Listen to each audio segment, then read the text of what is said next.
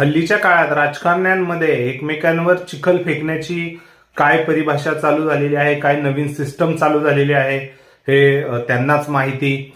लक्ष्मण हाके आणि अमोल मिटकरी यांच्यामध्ये अजित पवारांवर निशाणा साधण्यावरनं जे काही चिखलफेक झाली, अक्षरशः वायझेड ह्या अमोल मिटकरी यांना आठवली. वायझेड मराठी चित्रपट आहे असंही त्यांनी त्यावरती सीना ठोकून सांगितलं.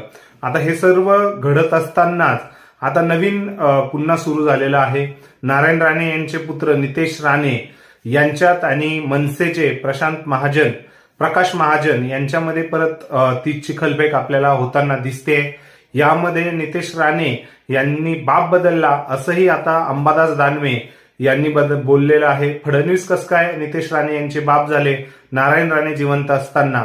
सो ह्या प्रकारचं राजकारण आपण बहुतांशी सगळेच पहिल्यांदाच अनुभवतोय. राजकारणी लोकांच्या तोंडून असे वाक्य हे पहिल्यांदाच अनुभवतोय. काय वाटतंय नक्की व्यक्त व्हा.